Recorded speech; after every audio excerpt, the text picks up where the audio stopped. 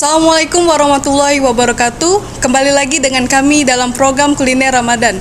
Kali ini bersama saya Nabila Zahabia sebagai moderator. Pada kesempatan kali ini kita akan membahas tentang keutamaan orang berilmu. Dan tentu saja saya di sini tidak akan sendirian. Saya di sini bersama Ibu Ria Agustina LC PhD yang akan menjelaskan tentang keutamaan orang berilmu. Mungkin langsung saja, Bu. Menurut Ibu bagaimana atau apa sih keutamaan orang berilmu itu? Oke, bismillahirrahmanirrahim. Assalamualaikum warahmatullahi wabarakatuh. Sahabat Kuliner Ramadan Fakultas Ekonomi dan Bisnis yang berbahagia, terima kasih atas undangannya. Sungguh suatu kehormatan bagi kami bisa hadir bersama teman-teman dari tim kuliner. Untuk pertanyaan tadi yang disampaikan oleh Hadim Nabila, bahwa apa sih sebenarnya keutamaan orang yang menuntut ilmu? Tentu ketika kita bicara tentang orang yang menuntut ilmu, atau dalam bahasa sederhananya orang yang memiliki ilmu, tentu banyak sekali keutamaan yang dimiliki dan disandang oleh mereka. Di antaranya mungkin dalam sebuah ayat suci Al-Quran dikatakan yarfa'illahu alladhina amanu minkum walladhina utul ilma darajat. Jadi Allah Subhanahu wa taala dalam hal ini tuh sudah jelas sekali mengangkat derajat mereka yang beriman dan mereka yang menuntut ilmu. Jadi ketika orang bergelar berilmu, sudah dipastikan derajatnya akan lebih tinggi dibanding mereka yang tidak berilmu. Kemudian dalam sebuah hadis juga dikatakan bahwasanya innallaha wa malaikatahu wa ahlus samawati wal ard hatta namlah.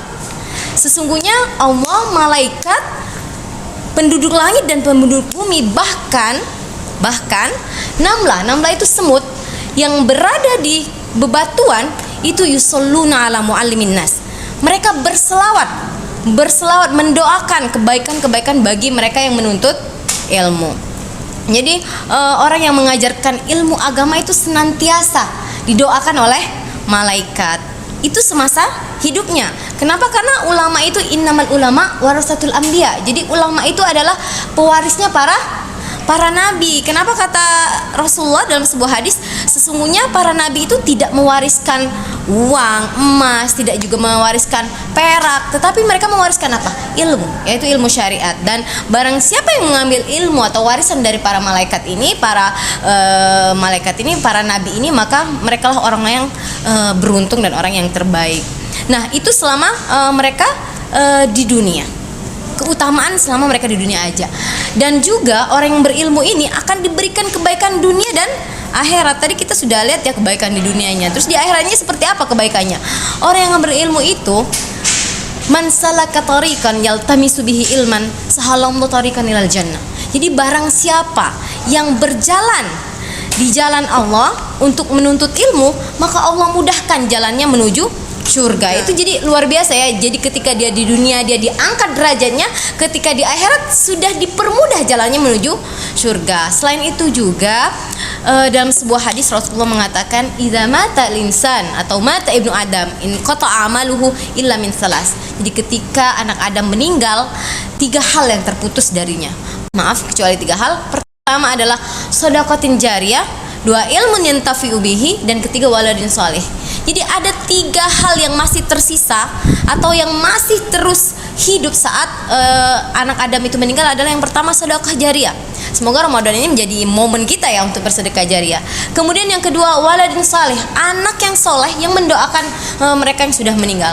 Dan yang ketiga adalah ilmun yantafi'u bihi. Jadi dalam sebuah pepatah dikatakan jasad boleh saja mati, jasad boleh saja hancur, tapi ilmu itu tetap hayyun, tetap hidup. Jadi sampai kapanpun dia akan menjadi jariah, pahala yang terus mengalir selagi ilmu tersebut dimanfaatkan.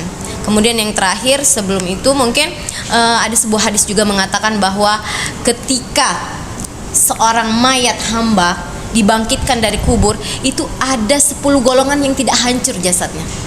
Di antaranya adalah yang pertama nabi, yang kedua para mujahid, orang yang berjihad di jalan Allah, yang keempat syuhada, orang yang mati syahid, kemudian orang yang menghafal Quran, kemudian pemimpin yang adil, kemudian orang muadzin, orang yang berazan tapi tidak dibayar, ada juga wanita yang meninggal saat melahirkan, dan juga orang yang memiliki ilmu atau menegakkan kalimat Allah dengan ilmu yang dia miliki. Jadi banyak sekali ya dari rentetan tadi yang misalkan itu bisa jadi pegangan kita bahwa kenapa kita harus menghormati, kemudian menuntut ilmu, menjaga ilmu agar nantinya kita selamat di dunia dan juga berkah di akhirat. Nah Bu, tadi kan Ibu jelaskan bahwa menuntut ilmu itu sangat penting. Biasanya itu umat muslim itu sejak kapan dan sampai kapan Bu diperintahkan untuk menuntut ilmu? Dalam sebuah pepatah dikatakan utul bil ilma minal mahdi ilal lahdi. Jadi tuntutlah ilmu dari minal mahdi ilal lahdi. Jadi dari saat kita dilahirkan sampai kita ke liang kubur gitu. Jadi betul-betul bahwa menuntut ilmu tuh tidak hanya sebatas kalau ada adik kuliner mungkin lebih ke mayoritas mahasiswa ya. Tapi tidak hanya itu gitu. Setelah pasca mahasiswa pun kita harus tetap menuntut ilmu. Even para dosen-dosen kalian sampai hari ini mereka masih terus menuntut ilmu. Kenapa? Karena ilmu Allah ini sangat luas gitu. Bahkan ketika kita menghabiskan seluruh umur kita untuk menuntut ilmu pun itu tidak akan habis untuk kita mendapatkan seluruh ilmu yang ada di dunia ini. Dan juga mungkin kita juga sering mendengar kisah bagaimana para ulama terdahulu ada yang meninggal bahkan di bawah reruntuhan buku gitu. Saking beliau sampai masa tuanya pun masih terus menuntut ilmu. Jadi namanya menuntut ilmu itu kalau menurut ibu pribadi tidak ada batasannya. Mulai dari dia kecil belajar bagaimana mengucapkan huruf, belajar bagaimana berproses mulai dari baring, merangkak, berdiri, berjalan dan seterusnya hingga masuk ke jenjang pendidikan yang sifatnya lebih formal. Wah, menarik sekali kan pemaparan dari Ibu Ria. Untuk penutupan Ibu, mungkin ada pesan-pesan untuk mahasiswa atau penonton kuliner ini, bagaimana cara mengamalkan dan menerapkan ilmu itu di sehari-hari?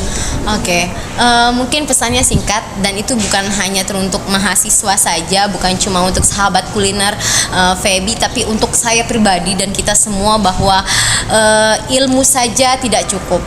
Karena ilmu yang tidak diterapkan itu bagaikan kapas ya yang tidak ada, seperti gelembung tapi tidak ada isinya. Jadi memang ilmu itu harus diterapkan. Selain kita menuntut ilmu, kemudian kita menerapkannya. Dan selain itu ibu juga mungkin ingin berpesan kepada adik-adik, selain kita belajar di kelas mendapatkan ilmu langsung dari para dosen, tapi kita juga harus melatih diri kita untuk menuntut ilmu secara mandiri gitu. Jadi kita harus mengasah analisa kita, meskipun kita diberikan pemaparan, diberikan materi, tapi kita juga mampu nantinya untuk mengembangkan materi yang diberikan oleh para dosen.